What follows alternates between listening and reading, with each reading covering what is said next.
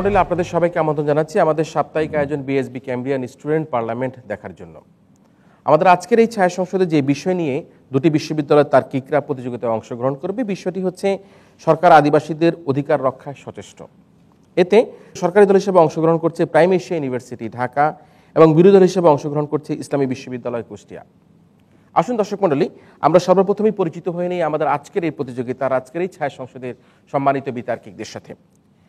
সরকারি দল prime Asia ইউনিভার্সিটির বক্তারা হলো মাননীয় প্রধানমন্ত্রী ও সংসদ নেতা হাফিজ উদ্দিন মুন্না, মাননীয় মন্ত্রী পার্বত্য চট্টগ্রাম বিষয় মন্ত্রণালয়ের দায়িত্বে নিয়োজিত মোহাম্মদ জোবায়েদ সর্দার মার্জিন, মাননীয় সরকার দলীয় সংসদ সদস্য মোহাম্মদ আল শরীফ। অন্যদিকে বিরোধী দল ইসলামী বিশ্ববিদ্যালয়ের বক্তারা হলো মাননীয় বিরোধী দলীয় নেতা আশরাফুন নাহার রিটা, মাননীয় বিরোধী দলীয় উপনেতা মোহাম্মদ আব্দুল বারি এবং মাননীয় বিরোধী দলীয় সদস্য ইসমেত জেরিন বিনতে নিজাম। বিএসবি ক্যাম্ব্রিয়ান স্টুডেন্ট পার্লামেন্টের আজকের এই ছায়া সংসদের যে তিনজন সম্মানিত বিচারক আমাদের বিচার কার্য সম্পাদন করবে, এবার আমরা তাদের সাথে পরিচিত হব।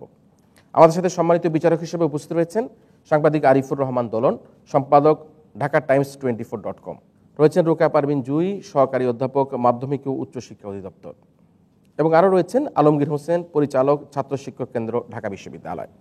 আজকের এই বিতর্ক প্রতিযোগিতাটি পর্যবেক্ষণ করে এই ছায়া সংসদে বক্তাদের বক্তব্যের আলোকে বক্তব্য প্রদান করার জন্য আমাদের সাথে অতিথি হিসেবে উপস্থিত রয়েছেন কলামিস্ট ও বাংলাদেশ আদিবাসী ফোরামের সাধারণ সম্পাদক সঞ্জীব দ্রং। আমরা আমাদের সম্মানিত অতিথি জনাব সঞ্জীব দ্রঙ্গের বক্তব্য শুনবো আমাদের আয়োজনের শেষ প্রান্তে। তার আগে শুরু করছি এই ছায়া সংসদ।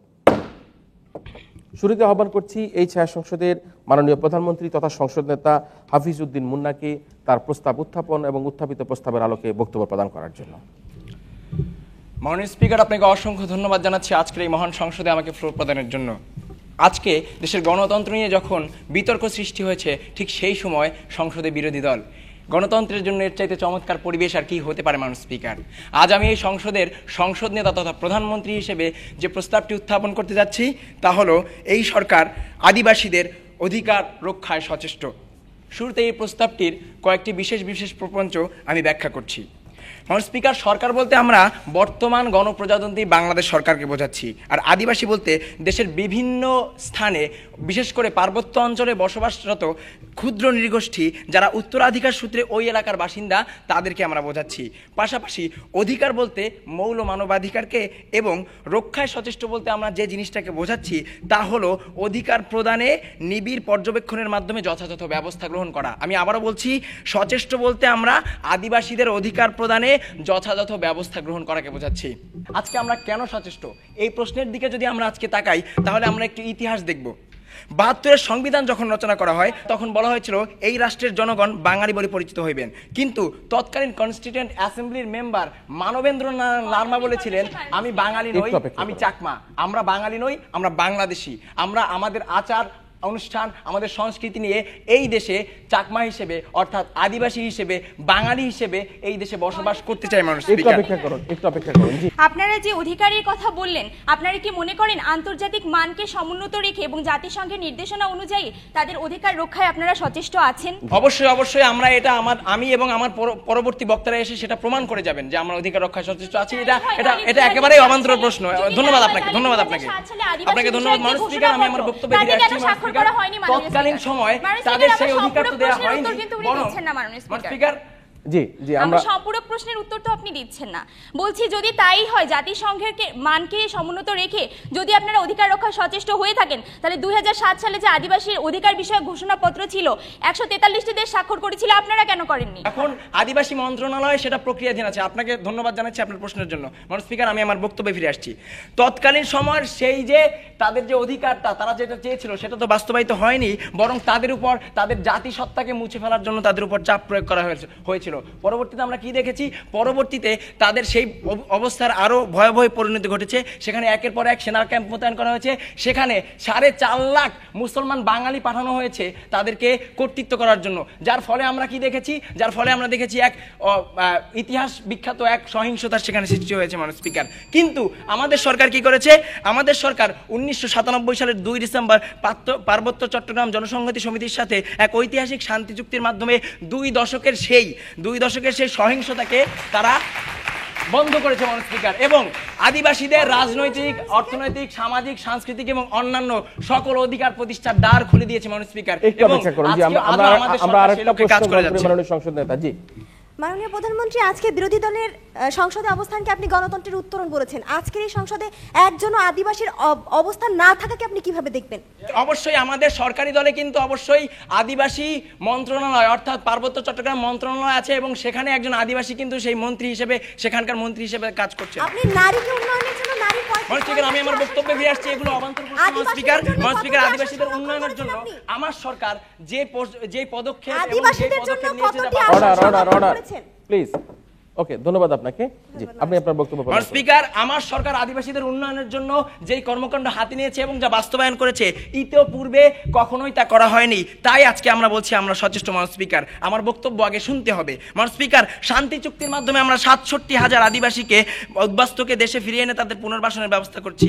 মাননীয় স্পিকার, যে শান্তি চুক্তি 72টি ছিল, সেটির মধ্যে আমার সরকার 48টি বাস্তবায়ন করেছে এবং বাকিগুলো প্রক্রিয়াধীন আছে। মাননীয় স্পিকার, এবং এই আদিবাসী, অবহেলিত আদিবাসীদেরকে আমরা ভোটাধিকার দিয়েছি, তাদের রাজনৈতিক অধিকার দিয়েছি আমরা। মাননীয় স্পিকার, তো শুধু তাই নয়, তাদেরকে আমরা নিবিড় সেবা প্রদানের লক্ষ্যে আদিবাসী পার্বত্য চট্টগ্রাম বিষয়ক মন্ত্রণালয় তৈরি করেছি। মাননীয় স্পিকার, এছাড়াও আদিবাসীদের প্রশাসনিক কাঠামোকে সুষ্ঠু সুন্দর করার লক্ষ্যে মাননীয় স্পিকার আমরা 3 স্তরের প্রশাসনিক কাঠামো করা হয়েছে, যা করেছি যা বাংলাদেশের কোথাও নেই। মাননীয় স্পিকার, যেখানে আঞ্চলিক পরিষদের একজন চেয়ারম্যানকে প্রতিমন্ত্রীর সমান ক্ষমতায়ন করা হয়। মাননীয় স্পিকার, আদিবাসীদের জীবনযাত্রার মান উন্নয়ন এবং তাদের অর্থনৈতিক মুক্তির জন্য এডিবি সহ অন্যান্য উন্নয়নমূলক সংস্থার সাথে আমরা কাজ করে যাচ্ছি। মাননীয় স্পিকার, প্রায় 3,225 কোটি টাকা ব্যয়ের উন্নয়নমূলক কর্মকাণ্ড আমরা নিয়েছি, বাস্তবায়ন করেছি। মাননীয় স্পিকার, এছাড়াও আমরা program of development and confidence building কার্যক্রম, এছাড়াও মনে করেন 310 কোটি টাকা ব্যয় পার্বত্য চট্টগ্রাম বিষয়ক উন্নয়নমূলক কর্মকাণ্ড, কৃষিক্ষেত্রে FFS চালু, শিক্ষাক্ষেত্রে PEDP সহ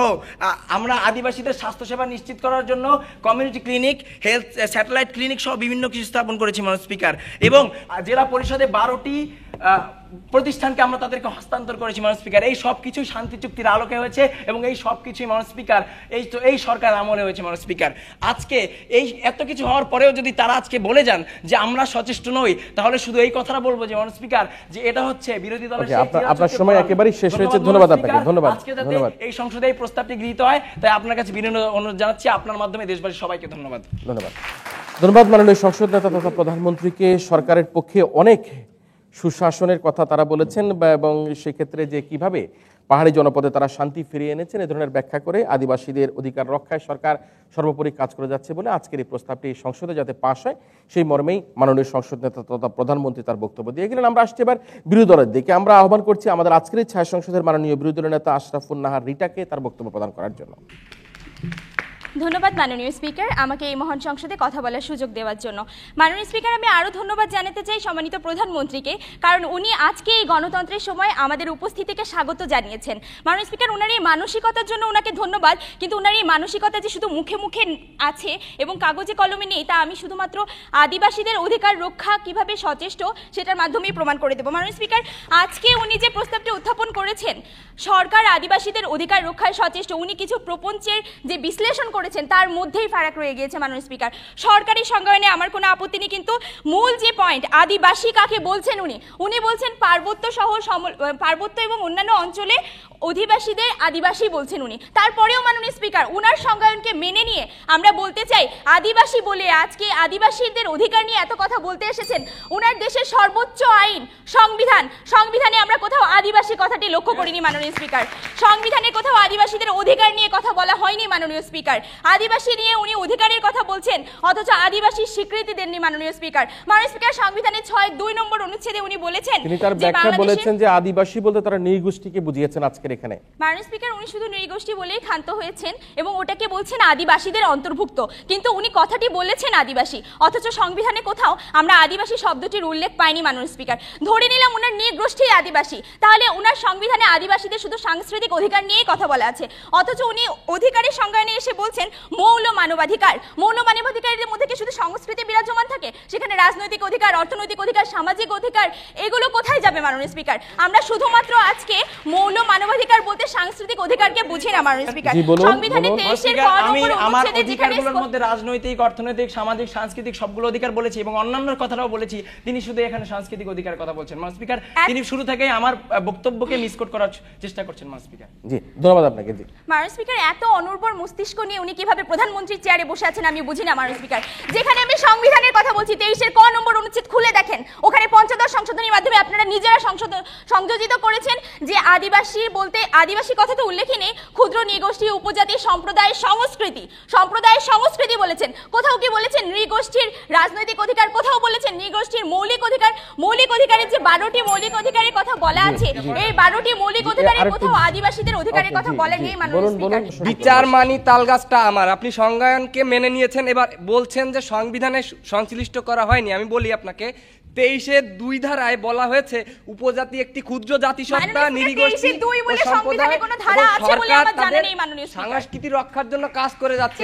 এটা হচ্ছে শান্তি চুক্তির ধারা, এটা সংবিধানের ধারা না, এটা শান্তি চুক্তির ধারা মাননীয়। জি ওকে, ধন্যবাদ আপনাকে। আসুন বক্তব্য প্রদান করুন। মাননীয় স্পিকার, 23-2 বলে সংবিধানে কোনো ধারা আছে বলে আমার জানা নেই মাননীয় স্পিকার।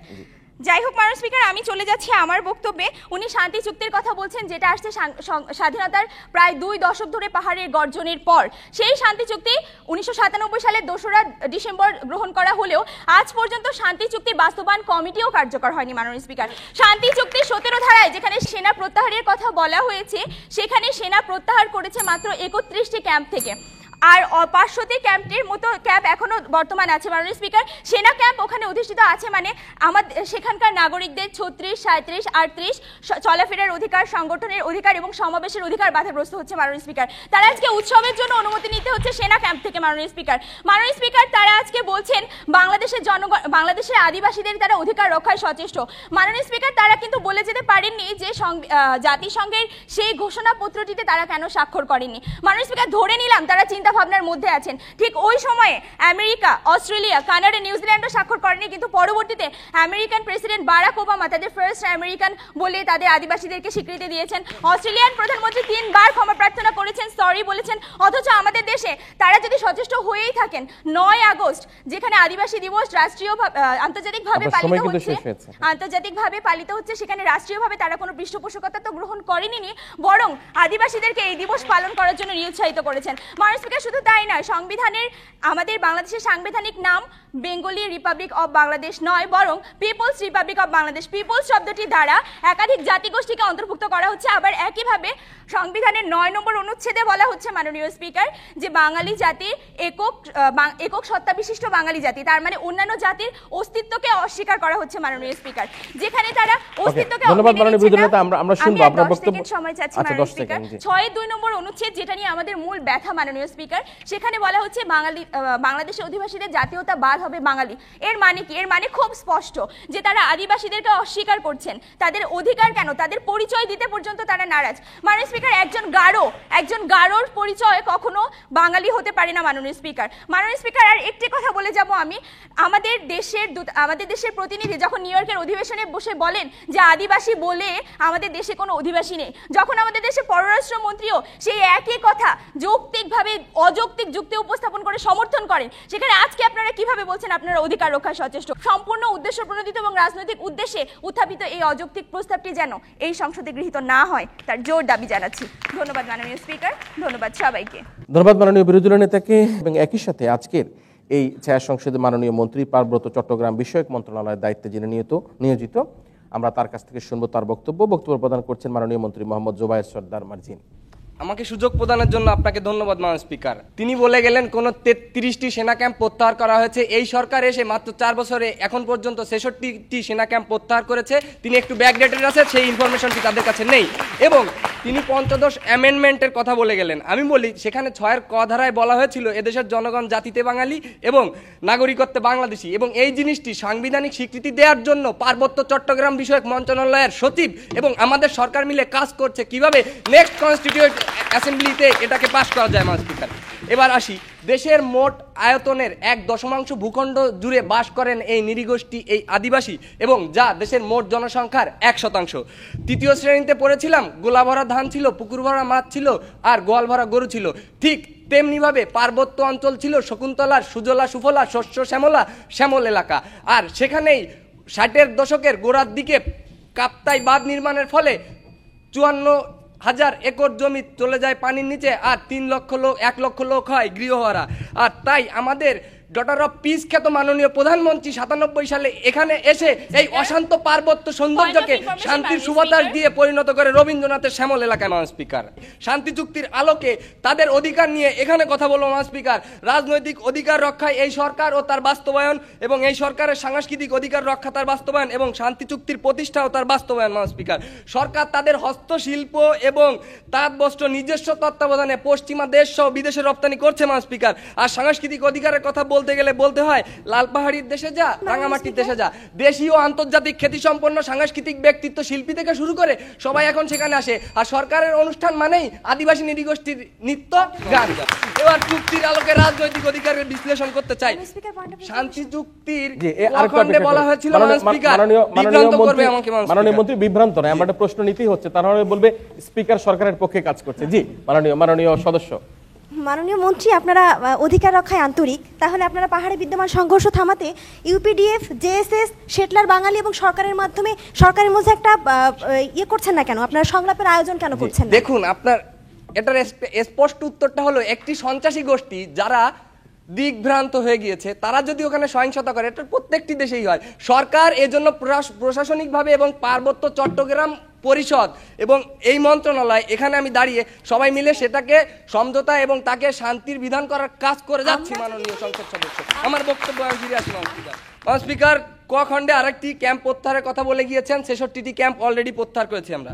পার্বত্য জেলা সরকারের নতুন নাম হবে পার্বত্য জেলা পরিষদ।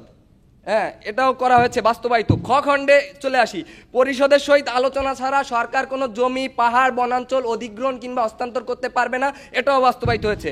13 ধারায় বলা হয়েছে পার্বত্য চট্টগ্রাম বিষয়ক আইন প্রণয়ন করা হবে, এটা বিধানের আয়ত্তভুক্ত করা হয়েছে ইতিমধ্যে।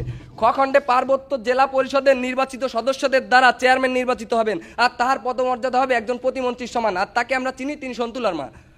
এই খণ্ডের সব থেকে গুরুত্বপূর্ণ বিষয় হচ্ছে মাতৃভাষার মাধ্যমে শিক্ষা প্রদান।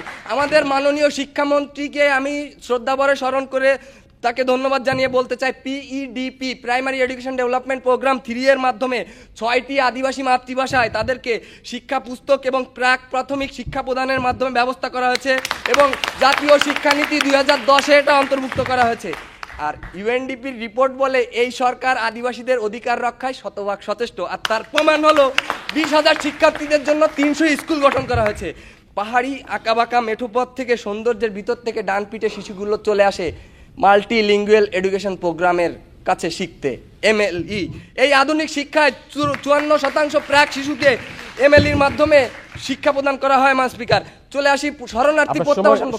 10 সেকেন্ড সময় চেয়ে নিচ্ছি। মান স্পিকার, 67,000 শরণার্থীকে ইন্ডিয়ায় যাদেরকে ভারত সরকার নির্মমভাবে পার ডে 20 পয়সা করে দিত, তাদেরকে এই সরকার 97 থেকে এই 13 পর্যন্ত তাদেরকে 67,000কে দেশে প্রত্যাবাসন করা হয়েছে, এবং অবসরপ্রাপ্ত বিচারপতির মাধ্যমে ভূমি অধিগ্রহণ আইন করা হয়েছে।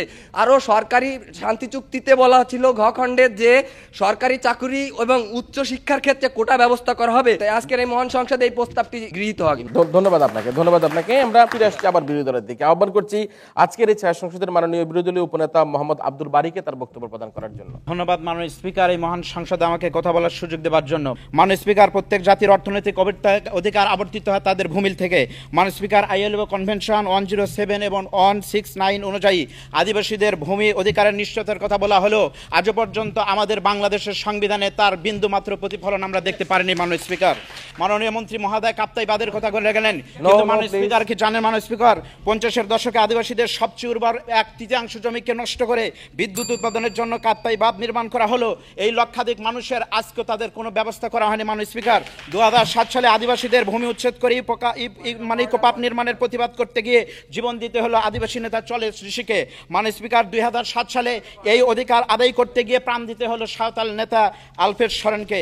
মাননীয় স্পিকার, আমাকে গণহত্যা করা হবে, আমাকে ভূমিহীন করা হবে, আর প্রতিবাদ করতে গেলে পাখির মতো জীবন দিতে হবে, আর বিনিময়ে শান্তি চুক্তি নামক চকলেট এদেশের আদিবাসী জনগণকে আর কতদিন চুষতে হবে তা আপনার মাধ্যমে মাধ্যমে মাননীয় প্রধানমন্ত্রীর কাছে আমি জানতে চাই মাননীয় স্পিকার, যেখানে দেশের 58.8 বিশাল জনগোষ্ঠী অর্থনৈতিকভাবে নানান সুযোগ সুবিধা ভোগ করছে, সেখানে মাত্র 1.2 জনগোষ্ঠী আজকে তাদের মাথার ঘাম পায়ে ফেলে আকাশ ছোঁয়া পাহাড়ে গিয়ে চাষাবাদ করে আজকে পরিবহন ব্যবস্থা রাস্তাঘাট না থাকার জন্য নামমাত্র সে দাম বিক্রি করতে বাধ্য হচ্ছে। মাননীয় স্পিকার, আমরা জানি আদিবাসীদের জন্য পার্বত্য চট্টগ্রাম ভূমি কমিশন গঠন হলো, সত্যি মাননীয় স্পিকার এটি শুধুমাত্র একটি নামে ভূমি কমিশন মাননীয় স্পিকার।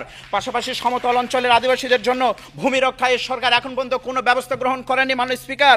এমনকি বাংলাদেশের উত্তর জনপদে পার্বতীপুর, ফুলবাড়ি, দিনাজপুর সহ মাননীয় স্পিকার 3 শতাধিক আদিবাসীদেরকে ভূমিহীন করা হয়েছে মাননীয় স্পিকার। গত 30 বছরে আদিবাসীদের 22% খানা জমি উচ্ছেদ করা হয়েছে, আর এই ভূমিদস্যুদের 82% ছিল বাঙালি মাননীয় স্পিকার। যেখানে আদমশুমারির সর্বশেষ অনুযায়ী ভাবে অত্যাচার নির্যাতন করতে করতে তাদের অস্তিত্ব বিলীনের মুখে, তার বাস্তব প্রমাণ 50 বছর পূর্বে পার্বত্য অঞ্চলের জনসংখ্যা। মাননীয় উপনেতা তিনি আমাদের থেকে অনেক বেশি ছিটকে গিয়েছেন। আমার প্রধানমন্ত্রীর সংজ্ঞান শুনতে আপনার ভুল হয়েছে। আমার প্রধানমন্ত্রী বর্তমান সরকারকে বুঝিয়েছে, আপনি বলে যান এই ঘটনাগুলো কোন সরকারের আমলে হয়েছে, কারা করেছে, কোন জনগোষ্ঠীকে করেছে, এটা আপনি দেখিয়ে যান। গণতান্ত্রিক সরকারের কথা বলছে মাননীয় স্পিকার। এই সরকারের নির্বাচনী ইশতেহারের মুক্তির সনদে এগুলো বলা হয়েছিল আদিবাসীদের অধিকার নিশ্চিত করা হবে, কিন্তু এই সনদে আর ইশতেহারে এখনো তার বাস্তবায়ন আমরা দেখতে পারিনি মাননীয় স্পিকার। আজকে তারা বিভিন্নভাবে উপেক্ষিত, কিন্তু এই মানুষগুলোকে প্রতিষ্ঠিত করার দায়িত্ব ছিল সরকারের, কিন্তু তারা করে এই ষড়যন্ত্র 70 দশকের ষড়যন্ত্র মাননীয় স্পিকার। 70 দশক থেকে তারাই সরকারি দল ডেমোগ্রাফিক ইঞ্জিনিয়ারিং এবং পলিটিক্যাল ইঞ্জিনিয়ারিং এর মাধ্যমে এদেশের সংখ্যাগুরু আদিবাসীদেরকে সংখ্যালঘু করার অপচেষ্টা চালিয়ে যাচ্ছে মাননীয় স্পিকার। মুক্তিযোদ্ধা কাকুন বিবি কিন্তু একজন আদিবাসী ছিলেন। সুতরাং মাননীয় স্পিকার, এই মহান সংসদে মাননীয় প্রধানমন্ত্রী কর্তৃক উত্থাপিত বিষয়টি কোনোভাবেই যেন গৃহীত না হয় মাননীয় স্পিকার, সে ব্যাপারে জোর দাবি রেখে শেষ করছি। ধন্যবাদ মাননীয় স্পিকার, ধন্যবাদ সকলকে। আমরা ফিরে আসছি আবারও সরকারি দলের দিকে। আহ্বান করছি মাননীয় সদস্য সরকারি দলের মোহাম্মদ আল শরীফকে তার বক্তব্য প্রদান করার জন্য। ধন্যবাদ মাননীয় স্পিকার, আমাকে এই মহান সংসদের সুযোগ প্রদানের জন্য। মাননীয় স্পিকার, আমি এখানে বসে যখন বিরোধী দলের কথা শুনছি, সেই 10 মিনিটের বক্তব্য শুনে আমার মনে হচ্ছে তারা আমার দলের প্রধানমন্ত্রীর এবং মাননীয় মন্ত্রীর বক্তব্য স্পষ্টভাবে বুঝতে তো পারেনি নেই, বরং সেখান থেকে ছিটকি অনেক দূরে চলে গেছেন মাননীয় স্পিকার। সে বারবার উল্লেখ করে আমাদের প্রধানমন্ত্রী বলেছেন, 2 বার উল্লেখ করে বলেছেন, আমরা সচিত্রতা বলতে আজকে বুঝাচ্ছি নিবিড়ভাবে পর্যবেক্ষণ করা এবং তাদেরকে সেই পর্যবেক্ষণের আলোকে তাদের পদক্ষেপ গ্রহণ করা। মাননীয় স্পিকার, পার্বত্য এলাকায় সমন্বিত সমাজ উন্নয়ন শীর্ষক প্রকল্পের মাধ্যমে 229.15 কোটি টাকায় দুর্গম এলাকায় সেবা বঞ্চিত প্রত্যন্ত এলাকায় বসবাসরত আদিবাসীদের প্রতি 35 থেকে 50টি পরিবারের জন্য 300 বর্গ ফুটের 3500টি পাড়া সদস্য নির্মাণ করা হয়েছে এবং 4টি আবাসিক বিদ্যালয়ে বিনা খরচে খাদ্য, পোশাক পরিচ্ছদ, শিক্ষা উপকরণ, চিকিৎসা ও অন্যান্য সুবিধাদি প্রদান করা হয়েছে। আদিবাসীদের শিশুদের জন্য প্রতিদিন 50 গ্রাম করে উচ্চ ক্যালোরিযুক্ত বিস্কুট বিতরণ করা হচ্ছে। 1,39,500টি পরিবারের সকল শিশু, কিশোরী ও গর্ভবতী মহিলাকে মাইক্রোনিউট্রিয়েন্ট সাপ্লিমেন্টেশন বিতরণ করা হচ্ছে মাননীয় স্পিকার। এছাড়াও মাননীয় সদস্য সাপ্তাহিক লীগ করার সময় যত আদিবাসীকে উৎখাত করা হয়েছিল তাদের পুনর্বাসনের ব্যবস্থা আপনারা কি এখনো গ্রহণ করেছেন? মাননীয় স্পিকার, আমাদের মন্ত্রী মহোদয় বলে গেছেন 65,000 আদিবাসীকে পুনরায় ফিরিয়ে আনা হয়েছে এবং তাদেরকে পুনর্বাসনের ব্যবস্থা করা হয়েছে। সেটি মনে হয় তিনি বুঝতে পারেননি মাননীয় স্পিকার। মাননীয় স্পিকার, এখন আমি আমার বক্তব্যে ফিরে আসছি। এছাড়াও promotion of development and confidence building in the Chittagong hill trek শীর্ষক কার্যক্রমের মাধ্যমে সেখানে বিরোধী দল থেকে প্রশ্ন এসেছে, সেখানে তো লক্ষাধিক ছিল, আপনারা 65,000 করেছেন, বাকিরা কোথায়? এখন সেটা লিস্ট করা হয়েছে এবং সেখানে প্রায় 5.5 লাখ আদিবাসীর অবস্থান রয়েছে এবং সেই আদিবাসীদেরকে পুনর্বাসনের ব্যবস্থা সরকার যথেষ্ট পরিমাণে তৎপরভাবে করছে মাননীয় স্পিকার। মাননীয় স্পিকার, এছাড়াও promotion of development and Chittagong hill tracts building Chittagong hill trek শীর্ষক কার্যক্রমের মাধ্যমে 1097.3 কোটি টাকা ব্যয়ে 1500টি স্কুল ঘর নির্মাণ করা হয়েছে। 8,360 জন শিক্ষার্থীকে প্রাথমিক শিক্ষা এবং 2,200 জনকে শিশুকে বহুভাষাভিত্তিক প্রাথমিক শিক্ষা দেওয়া হয়েছে মাননীয় স্পিকার। 8,300 জনকে আয়বৃত্তিমূলক কর্মকাণ্ড ও বাজারজাতকরণের উপর প্রশিক্ষণ দেওয়া হয়েছে। প্রতি মাসে 26,000 জনকে কমিউনিটি হেলথ ওয়ার্কার দ্বারা পরিচালিত ARI, ANC, PNC নিরাপদ পানি ব্যবহার প্রতিষেধক, পয় নিষ্কাশনের, ব্যক্তিগত পরিচ্ছন্নতা বিষয়ে, স্বাস্থ্য শিক্ষা বিষয়ক নিয়মিত অংশগ্রহণ করানো হচ্ছে। এই সকল কর্মকাণ্ডের পরও আজকে বিরোধী দল যদি আমাদের কাছে বলেন যে আজকের সরকার সচেষ্ট নয়, তাহলে আমি বিরোধী দলের কাছে বলতে চাই, হাইরে কপাল মন্দ, চোখ থাকিত অন্ধ। মাননীয় স্পিকার, বিরোধী দলের কথা শুনে আমার মনে হচ্ছে গত 4টি বছরে তারা একটিবারের জন্য সেই পার্বত্য এলাকায় সেই নৃগোষ্ঠীদের পরিদর্শনে যাননি, এবং তারা সেখানে যে আমি আপনার মাধ্যমে তাদের কাছে অনুরোধ জানাবো তারা সেখানে যাতে যায় এবং সেখানকার আদিবাসীদের অবস্থার উন্নয়ন এবং সেখানকার আদিবাসীদের যোগাযোগ ব্যবস্থার উন্নয়ন পরিদর্শন করে আসুক এবং এই মহান সংসদে এসে তখন বলুক আজকের সরকার এখানে সচেষ্ট কিনা। মাননীয় স্পিকার, পরিশেষে আমি বলতে চাই, মাননীয় প্রধানমন্ত্রী তার সংজ্ঞায়নে এবং তার সংজ্ঞানের আলোকে যে সংজ্ঞায়ন করেছেন এবং তিনি যেই 4টি বিষয়ের কথা যেটা স্পষ্ট করে উল্লেখ করে এবং অন্যান্য বিষয়ের কথা বলেছেন, এবং আমি তাই সেই পদক্ষেপগুলিকে বিশ্লেষণের মাধ্যমে এই সংসদে এটাই বোঝাতে চাচ্ছি, আজকের সরকার আদিবাসীদেরকে নিয়ে যথেষ্ট পরিমাণে তৎপর এবং তারা আদিবাসীদের অধিকার রক্ষায় আসলেই সচেষ্ট। আজকে এই প্রস্তাবটি এই মহান সংসদে গ্রহণের মাধ্যমে আদিবাসীদের সেই অধিকার রক্ষার্থে আরো বেশি ত্বরান্বিত করা হোক। ধন্যবাদ আপনাকে। এবার আমরা ফিরে আসছি বিরোধী দলের দিকে। আহ্বান করছি মাননীয় বিরোধী দলীয় সংসদ সদস্য ইসমেত জেরিন বিনতিকে তার বক্তব্য প্রদান করার জন্য। ধন্যবাদ মাননীয় স্পিকার, আমাকে মহান সংসদে বক্তব্য প্রদানের সুযোগ দেওয়ার জন্য। মাননীয় মন্ত্রী এবং সংসদ সদস্য শান্তি চুক্তি বাস্তবায়ন এবং যে উন্নয়ন কর্মকাণ্ডের কথা তুলে ধরতেন তা শুনে আমার মনে হচ্ছে আমরা তো বটেই, আমাদের গণমাধ্যমে এই সম্পর্কে একেবারেই অজ্ঞাত। কেননা প্রতিনিয়ত গণমাধ্যমের প্রতিটি পাতায় আদিবাসীদের কান্নার চিত্র আমরা দেখতে পাচ্ছি। মাননীয় স্পিকার, ইতিমধ্যে আমরা সংসদে দেখিয়ে গিয়েছি যে বাঙালির জাতীয়তাবাদের ক্যানভাসে আদিবাসী মানুষগুলো তাদের নিজেদের খুঁজে পায়নি কোথাও। তাই তো এই রাষ্ট্রের জন্ম থেকে অদ্যাবধি তারা তাদের অস্তিত্বের লড়াইয়ে নিয়োজিত আছে, আর তারই ধারাবাহিকতায় আমি বলবো তাদের নিগৃহীত সাংস্কৃতিক অধিকারের কথা। মাননীয় স্পিকার, বাংলাদেশ 2000 সালে 6 সেপ্টেম্বর অনুমোদন করে ICCPR, যার আর্টিকেল 27-এ বলা হচ্ছে ইথনিক এবং লিঙ্গুইস্টিক মাইনরিটির ভাষা ও সংস্কৃতির অধিকারকে রাষ্ট্র অস্বীকার করবে না, কিন্তু বাস্তবতা ভিন্ন। মাননীয় স্পিকার, আমাদের সর্বোচ্চ দলিল সংবিধান রাষ্ট্রধর্ম ইসলামের পাশাপাশি অন্যান্য ধর্মের অস্তিত্ব স্বীকার করলেও দেশের অন্য জাতিগুলোর ভাষার অস্তিত্বের ব্যাপারে এই সংবিধান ভয়ঙ্কর রকমের নিশ্চুপ। মাননীয় স্পিকার, যেখানে জাপানের পার্লামেন্টে আদিবাসী অধিকার সংক্রান্ত প্রস্তাবে বলা হয়েছে আদিবাসীদের রয়েছে নিজস্ব ভাষা, ধর্ম এবং সংস্কৃতি, সেখানে আমার দেশের সংবিধানের 9 নম্বর অনুচ্ছেদে যুক্ত করা হয়েছে ভাষাগত এবং সংস্কৃতিগত একক সত্তা বিশিষ্ট বাঙালি জাতি, যা আমাদের রীতিমতো বিস্মিত করে। মাননীয় স্পিকার, মাননীয় সদস্য একটু অপেক্ষা করুন, আপনারা সকলেই একজন। মাননীয় স্পিকার, তারা আজকে বলে গেলেন যে আমরা নাকি তাদের ভাষা সংস্কৃতি থেকে তাদেরকে দূরে রাখছি আদিবাসীদেরকে, কিন্তু আমরা আমাদের বক্তব্যের মাধ্যমে যে প্রমাণ করে গেলাম, এর ক্ষেত্রে আপনারা কি বলবেন? আমি সংবিধানের অনুচ্ছেদের কথা বলেছি, অনুচ্ছেদের বিপরীতে আপনি কি বলবেন? সংবিধানে আজকে যদি তাদের অধিকার দেওয়া হতো তাতে কি অসুবিধা হতো?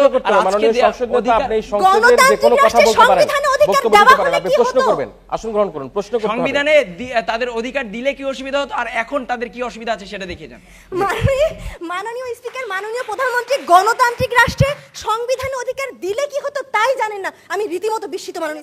মাননীয় স্পিকার, তারা বলেছেন যে তারা শিক্ষার ব্যবস্থা করেছেন মাতৃভাষায়। মাননীয় স্পিকার, মাতৃভাষায় যদি শিক্ষার ব্যবস্থাটি করা যায় তাহলে শিশুদের জন্য খুবই ভালো হয়, কেননা সেক্ষেত্রে তাদেরকে অন্য একটি ভাষা শেখার চাপ সহ্য করতে হয় না। কিন্তু আপনারা যে ব্যবস্থা করেছেন তা প্রয়োজনের তুলনায় এতটাই অপ্রতুল যে এখন পর্যন্ত পরিসংখ্যানে দেখা গিয়েছে যে শুধুমাত্র ভাষা সমস্যার কারণে আদিবাসী শিশুরা প্রাথমিক পর্যায়ে ঝরে পড়ছে 70%, যেখানে জাতীয় পর্যায়ে ঝরে পড়ার হার 30%। মাননীয় স্পিকার, বলছিলাম তারা যে 5% কোটা সংরক্ষণ করেছেন মাননীয় স্পিকার, কিন্তু সেখানেও দেখি কি অব্যবস্থাপনা। 2009-10 শিক্ষাবর্ষে কুমিল্লা বিশ্ববিদ্যালয়ের আদিবাসী কোটায় ভর্তি করা হয়েছে 3 জন বাঙালি ছাত্রকে। সরকারের সচেষ্ট থাকার কি নমুনা আমরা দেখতে পাচ্ছি। মাননীয় স্পিকার, এখন পর্যন্ত তারা আদিবাসীদের বিদেশে উচ্চশিক্ষা এবং গবেষণার জন্য কোনো প্রকারের বৃত্তি অনুমোদন করেনি। মাননীয় স্পিকার, এছাড়াও 2010 সালে বিদেশে উচ্চশিক্ষার জন্য অস্ট্রেলিয়া এবং বাংলাদেশ সরকার আদিবাসীদেরকে বৃত্তি প্রদানের জন্য উচ্চশিক্ষার জন্য সেখানে পাঠাচ্ছে, আর আমার কথাটি হলো এই সরকার করেনি, মানে আমরা করিনি। তাহলে কোন প্রধান দল, কোন প্রধান রাজনৈতিক দল এবং কোন সরকার এই আদিবাসীদেরকে নিয়ে আমাদের তুলনায় বেশি করেছে সেটি আপনারা দেখিয়ে যান এবং পয়েন্ট ক্লিয়ার করেন। প্রশ্নটি কোন সরকার বেশি করেছে তাই না, আমাদের প্রস্তাব হচ্ছে সরকার সচেষ্ট। আপনারা বলছেন কোথায়? জনসংহতি সমিতি থেকে প্রকাশিত শান্তি চুক্তি বাস্তবায়নের যে নিয়মিত যে প্রকাশনাটি, সেখানে তারাই বলছেন যে এখন পর্যন্ত কোনো অধিকার আপনারা বাস্তবায়ন করেননি। তাহলে কাদের জন্য করলেন যেখানে আদিবাসীরাই জানে না করা হয়েছে কিনা? ধন্যবাদ আপনাকে। আর এই যে বাস্তবায়নের চিত্র, মাননীয় স্পিকার, ঠিক আছে, এখানে বাস্তবায়ন স্পষ্ট করে সংগতিদেরকে নিয়ে এসেছি আমরা, আপনারা বিভ্রান্ত করবেন না দয়া করে। জেএসএস কর্তৃক প্রকাশিত প্রকাশনা আপনারা সময় পেলে তাদের ভাষায় সময় পেলে তাদের ভাষায় তাদের কথা একটু পড়ে নিন মাননীয় স্পিকার। মাননীয় স্পিকার, ফিরে আসছি, যেখানে 2010 সালে প্রণীত হয়েছে ক্ষুদ্র নৃগোষ্ঠী সাংস্কৃতিক প্রতিষ্ঠান আইন, সেখানে 48টি উপজাতির মধ্যে মাত্র 27টি উপজাতিকে অন্তর্ভুক্ত করায় বাকিরা বঞ্চিত হচ্ছে সকল ক্ষেত্র থেকে। মাননীয় স্পিকার, বাংলাদেশে 48টি আদিবাসীর 38টি ভিন্ন ভিন্ন ভাষা রয়েছে, যার মধ্যে 2টির পূর্ণাঙ্গ এবং বেশ কয়েকটির আংশিক বর্ণমালা রয়েছে, কিন্তু রাষ্ট্রীয় পৃষ্ঠপোষকতার অভাবে সেগুলো আছে ধ্বংসের মুখে। মাননীয় স্পিকার, সামাজিকভাবে আদিবাসীরা এতটাই নিগৃহীত যে তাদের উৎসবগুলোকে সরকার বিবেচনার সঙ্গে নেয়। মাননীয় সদস্য, আপনার বক্তব্য শেষ করতে 10 সেকেন্ড।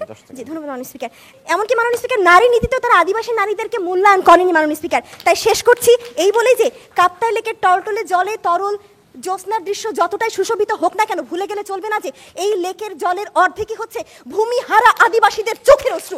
তাই সেই অশ্রুর প্রতি সম্মান রেখে আজকের এই সংসদে এই প্রস্তাবটি যেন কোনো ক্রমে গৃহীত না হয় তার জোর দাবি জানাচ্ছি। ধন্যবাদ মাননীয় স্পিকার, ধন্যবাদ সংসদ। ধন্যবাদ বিরোধী দলীয় সদস্যকে তার বক্তব্যের জন্য। এই পর্যায়ে আমি যুক্তি খণ্ডনের জন্য ওয়াইন্ড আপ সেশনে দুজন বক্তব্য প্রদান করবেন। প্রথমে মাননীয় বিরোধী দলীয় নেতা আশরাফুন নাহার রিটাকে তার 2 মিনিটে যুক্তি খণ্ডন পর্বে বক্তব্যের জন্য আহ্বান জানাচ্ছি। ধন্যবাদ মাননীয় স্পিকার, আমাকে পুনরায় সময় দেওয়ার জন্য। কি বলবো মাননীয় স্পিকার, ভাষা হারিয়ে ফেলেছি। আজকে যারা সরকারি দল সংসদে এসেছেন তারা সংবিধান বোঝেন না, সংবিধানে অন্তর্ভুক্ত বিধানগুলোর মানে কি সেটা বোঝেন না। তারা বলছেন সংবিধানের অনুচ্ছেদ, সংবিধানের কোথাও 6 ক অনুচ্ছেদ 15 সংশোধনী পর্যন্ত আমার চোখে পড়েনি। তাহলে কি ওনারা গোপনে 6 সংশোধনী করে ফেলেছেন? মাননীয় স্পিকার, ওদেরকে কে বুঝাবে যে বাংলাদেশের চারিদিকে পৃথিবী ঘুরছে না আর পৃথিবীর মানুষ নিয়ম করে তাদের উন্নয়নমূলক বিটিভির অনুষ্ঠান দেখছে না? মাননীয় স্পিকার, তারা বাংলাদেশের মূল ধারার রাজনীতি, সংস্কৃতি, অর্থনীতি এবং সামাজিক ব্যবস্থা থেকে প্রচণ্ডভাবে বিচ্ছিন্ন। মাননীয় স্পিকার, তাদের ন্যূনতম বোঝার মতো ক্ষমতা নেই সংবিধান কি, সংবিধান কেন, সংবিধানে অন্তর্ভুক্ত করার বিধানগুলোর মূল্য কতটুকু। মাননীয় স্পিকার, তারা শান্তি চুক্তি নিয়ে অনেক কথা বলেছেন, অথচ শান্তি চুক্তি বাস্তবায়ন কমিটিটি পর্যন্ত এখনো পর্যন্ত কার্যকর হয়নি। মাননীয় স্পিকার, 2001 সাল থেকে পার্বত্য জেলাগুলোতে অপারেশন উত্তরণ নামে জারি করে রেখেছে একটি অপারেশন দল, যা আসলে নামান্তরে অপারেশন দাবানলই রয়ে গিয়েছে। মাননীয় স্পিকার, 1998 সালে 3 পার্বত্য জেলা পরিষদ সংশোধন আইন পাশ করেছেন ওনারা। চুক্তির অনেক আগে থেকেই এসব পরিষদের মেয়াদ উত্তীর্ণ হয়ে গেলেও এখনো নির্বাচন অনুষ্ঠিত হয়নি। ক্ষমতাসীন দলের নেতাকর্মীদের মধ্যে থেকে পরিষদের চেয়ারম্যান সদস্য পদে মনোনয়ন দিয়ে তারা কাজ চালাচ্ছেন, ফলে জবাবদিহিতার বেলায় কিছু নেই। মাননীয় স্পিকার, তারা সেনা ক্যাম্প প্রত্যাহারের কথা বলেছেন আমরা এক বিভ্রান্তকর তথ্য দিচ্ছি। তারা 31টি চিঠি জেএসএস এর কাছে পাঠিয়েছেন, অপরাপর 35টি সেনা ক্যাম্প প্রত্যাহারের কথা বললেও এখনো পর্যন্ত কোনো চিঠি জেএসএস পায়নি। মাননীয় স্পিকার, মন্ত্রী এসে প্রশ্ন করেন হোয়াট এভার জেএসএস বলেছে তো কি হচ্ছে, জেএসএস কি সে সম্পর্কে আপনার ধারণা আছে? যে পার্বত্য চুক্তি নিয়ে কথা বলছে সেটা কার সাথে হয়েছিল? জেএসএস এর সাথে।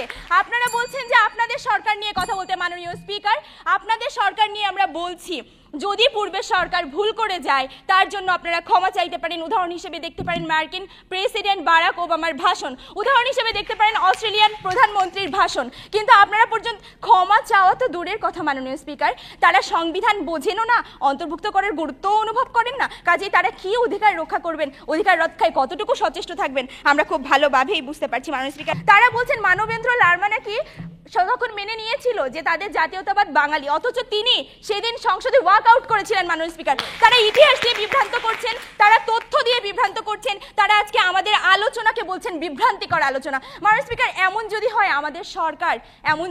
আমাদের সরকারের বানানো আইন, তাহলে এই দেশে শুধু আদিবাসী কেন, আমি আমার নিজের অধিকার নিয়ে শঙ্কিত। মাননীয় স্পিকার, তাই আজকের এই প্রস্তাবটি এই সংসদে কোনোভাবেই গৃহীত হওয়ার যোগ্যতা রাখে না। ধন্যবাদ মাননীয় স্পিকার, ধন্যবাদ সবাইকে।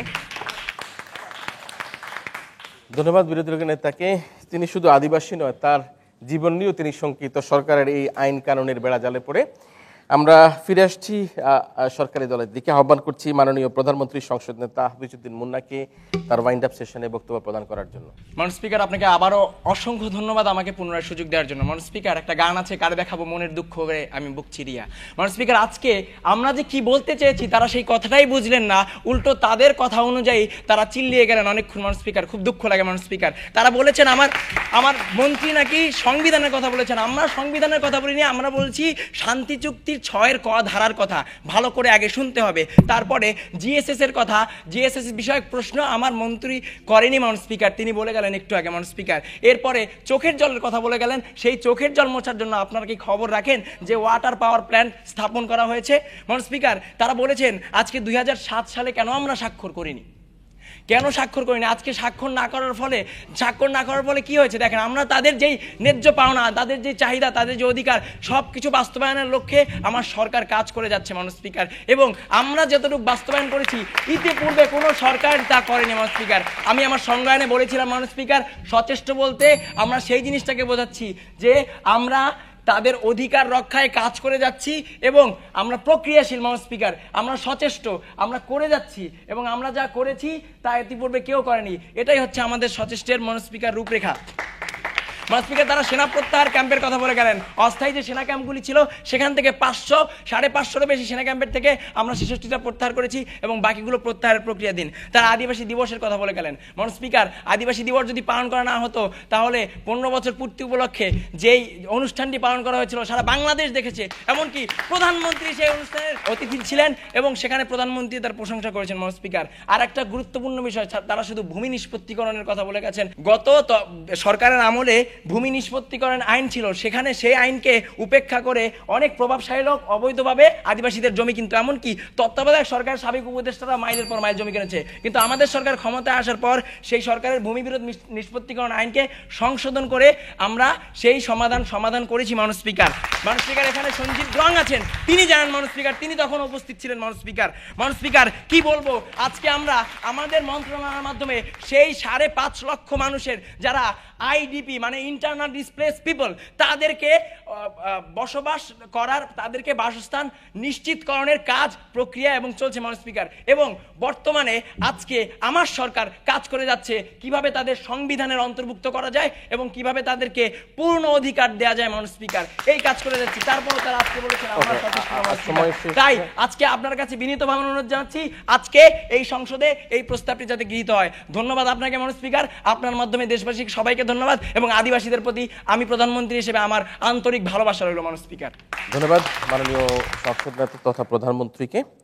একেবারে বিনীতভাবে আহ্বান করেছেন যাতে এই প্রস্তাবটি সংসদে পাশ হয় এবং তিনি আদিবাসীদেরকে তার অন্তরের অন্তঃস্থল থেকে তিনি ধন্যবাদ জানিয়েছেন এবং তিনি দাবি করছেন যে সরকারের পক্ষ থেকে আদিবাসীদের পুনর্বাসন সহ সার্বিক ব্যবস্থাপনায় সরকার গত 4 বছরে, বিশেষ করে বর্তমান এই সময়কার কথা উল্লেখ করে বলেছেন, তারা সব কর্মপরিকল্পনা চালিয়ে যাচ্ছেন। তারা বলেছেন যে ঐতিহাসিক শান্তি চুক্তির মাধ্যমে প্রত্যেকটা যে ইস্যু ছিল সেই ইস্যুগুলো তারা বাস্তবায়নের সর্বাত্মক চেষ্টা করছেন। তারা 67,000 আদিবাসীকে পুনর্বাসন করার ব্যবস্থা করছেন, স্বাস্থ্যসেবা নিশ্চিত করছেন, সুপেয় পানির ব্যবস্থা করছেন, যারা শিশু রয়েছেন সেই শিশুদেরকে ক্যালোরিযুক্ত খাবারের ব্যবস্থা করেছেন। বিশেষ করে আমি দেখেছি মাননীয় পার্বত্য অঞ্চল বিষয়ক মন্ত্রী শিক্ষামন্ত্রীকে খুব ধন্যবাদ জানিয়ে বলেছেন যে তাদের জন্য যে পুস্তক তাদের নিজ ভাষায় সে বন্টনের কথাতে সে বিশেষভাবে উল্লেখ করেছেন। আমি মনে করি এটি একটা ভালো দিক। এই সরকারের তারা আলাদা পুস্তকের কথা এখানে উল্লেখ করেছে। তারা বলেছেন যে আজকে যে ওয়াটার পাওয়ার প্ল্যান্ট, যে পানির জন্য যে কান্নার কথা বলা হয়েছিল বিদ্যুৎ দল থেকে, সেই কান্না মোছার জন্য তারা ওয়াটার পাওয়ার প্ল্যান্ট করছেন।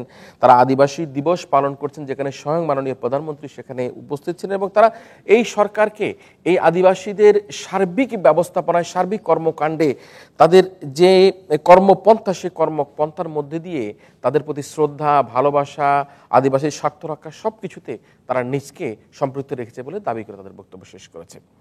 কিন্তু বিরোধী দল এসে তাদের বক্তব্য দিতে এসে বলছে পাহাড়ে কান্নার শব্দ শোনা যায়। তারা বলেছে যে সেনা ক্যাম্পগুলি প্রত্যাহার করা হচ্ছে না। গুটি কয়েক সেনা ক্যাম্প প্রত্যাহার করা হলো যে আজকে সেখানে যদি কোনো উৎসব পার্বণ কিছু করতে হয় সেখানে সেনা ক্যাম্প থেকে সেখানে অনুমতি নিতে হয়।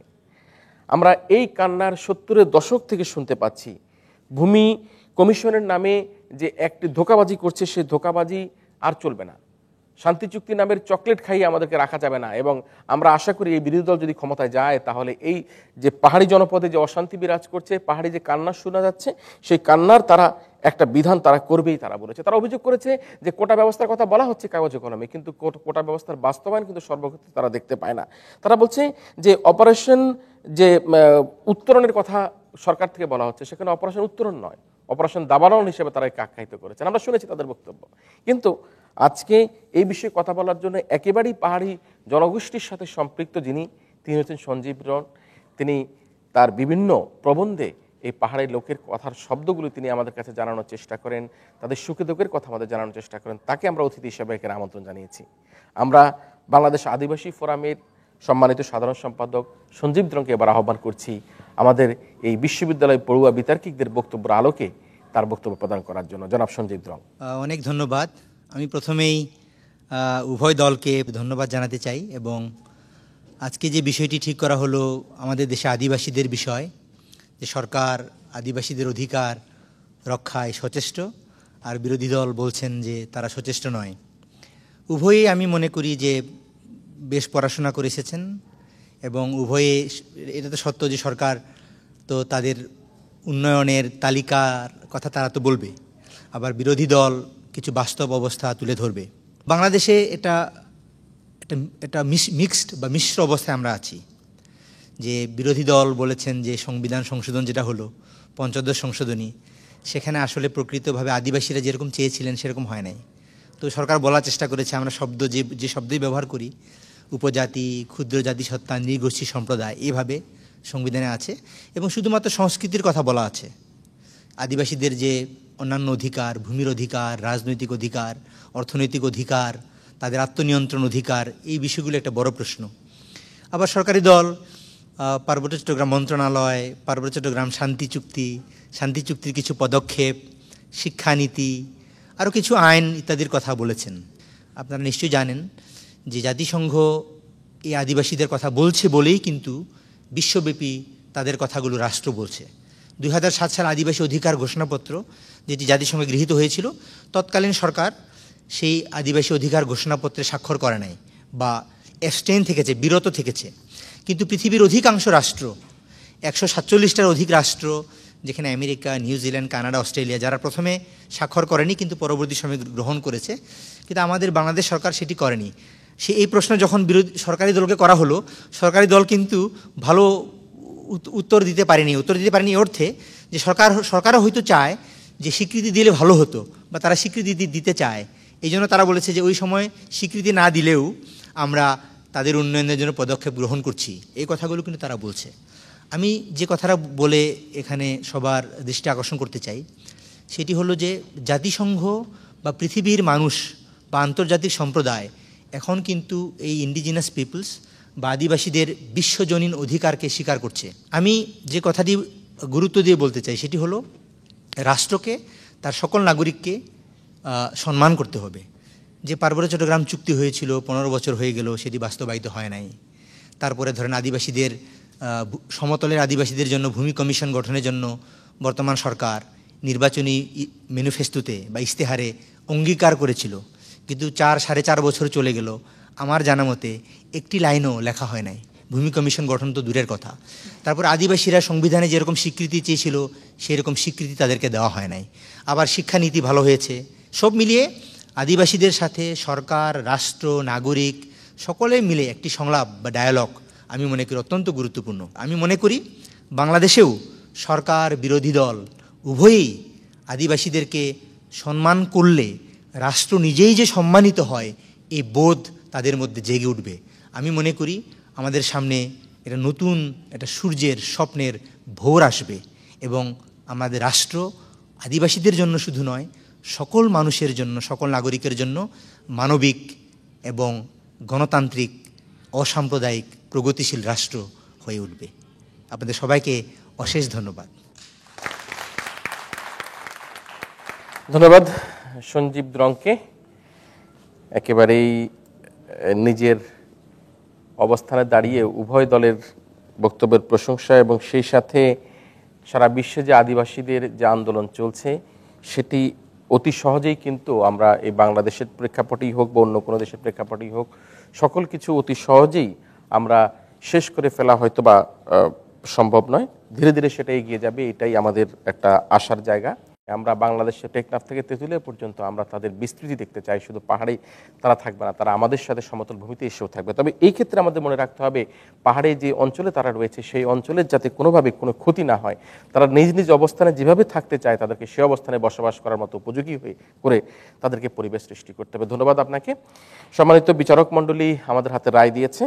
আমি বুঝতে পারছি যে তারাও একটু বেকায়দাই পড়েছেন যে আজকে দু দলের এই তথ্য নির্ভর বক্তব্য শোনার পরে। তবে যে প্রস্তাবটি ছিল আজকের এই সংসদে সরকার আদিবাসী অধিকার রক্ষায় সচেষ্ট। আমরা হা না ভোটের মধ্যে দিয়ে আপনাদেরকে জানাবো সম্মানিত বিচারকের রায়। যারা এই প্রস্তাবের পক্ষে আছে তারা হা বলুন, যারা এই প্রস্তাবের পক্ষে আছে তারা হা বলুন, যারা এই প্রস্তাবের পক্ষে আছে তারা হা বলুন, আর যারা এই প্রস্তাবের বিপক্ষে আছে তারা না বলুন, যারা এই প্রস্তাবের বিপক্ষে আছে তারা না বলুন, যারা এই প্রস্তাবের বিপক্ষে আছে তারা না বলুন। সম্মানিত বিচারকের রায়ে আমরা দেখতে পাচ্ছি অত্যন্ত কম নম্বরের ব্যবধান, একেবারেই কম ব্যবধানে এই প্রস্তাবটি এই সংসদে গৃহীত হয়নি।